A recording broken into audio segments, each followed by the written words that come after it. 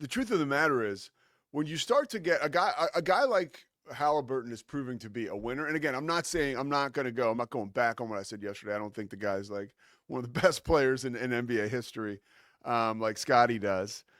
Scotty thinks he is basically on the Mount Rushmore of the NBA. Scotty, honestly, with Jerry West passing, Scotty wants to see if we can get Haliburton doing is slander, doing the choke sign for the next NBA logo on the jerseys. But no, I think it shows that, even if you defer and your team wins, you've done an amazing job, right? That speaks so much to how winning is basically everything. And we were talking about this yesterday. If Michael Jordan dishes to John Paxson in that first series against the Lakers, which they win in Game 5, and Paxson drains that J, solidifying the Bulls' victory, and that was Game 5, by the way. So the Bulls would have, 2 more tries after that.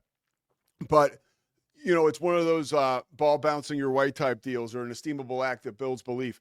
Jordan finds Paxson. Paxson buries the jumper.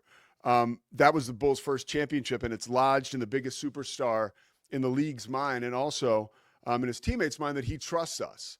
And then we saw it happen several more times, right? Now, if Paxson misses that shot, maybe the team doesn't even go on to win the finals, and maybe we don't have the next opportunity that comes, I think, and this is probably 5 or 6 years later, when Steve Paxson hits a huge three in 1990, or Steve Kerr hits a huge three in 1997 against Utah. And we're seeing that from Haliburton when the Pacers win. You can't find anything wrong with their star's performance when his team wins, unless he's totally absent, which Haliburton was not last night. Scotty, go ahead. What do you got?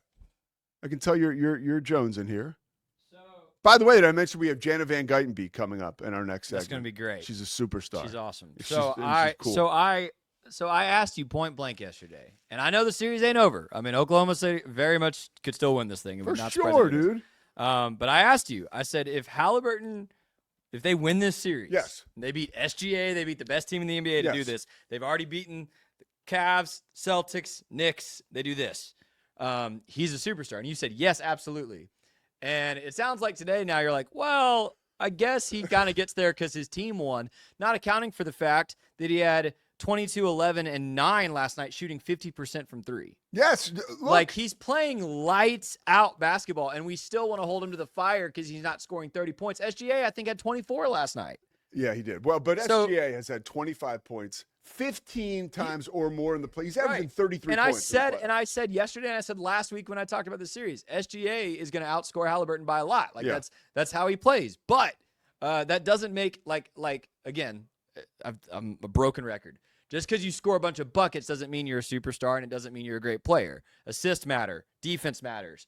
Rebounds matter. I loved it. Haliburton in the press conference last night, they asked him about what got him to play so much better last night, and he talked only about his defense. Yeah. He talked about how he was guarding SGA and what he did in Game 2 and how he adjusted in Game 3 to slow him down. Well, and let me tell you something. We are seeing that from the Pacers as a team. Big time. Miles Turner had a poor performance offensively last night and was totally locked in on defense all night long. And one of the things we saw, and I tipped the cap to Rick Carlisle here, they wore Oklahoma City out. If you were watching that game, and I'm not I don't ever pretend to be Ryan Russillo sitting at home with my ledger, taking notes and breaking down film. I know who I am, right? And until I get a job in a front office or on a coaching staff, I probably won't be doing that. But I do appreciate all the work that Russillo puts in, and he's super knowledgeable. But I am not to that level. However, I could tell that the Pacers were trying to wear down Oklahoma City, in particular, Shai Gilgeous, and it worked. It worked. At the end of the game, Shai Gilgeous was hands on his knees. He was out of gas, and it was very, very clear that the Pacers made a concerted effort. I noticed this early on in the game because we talked about their lack of aggression.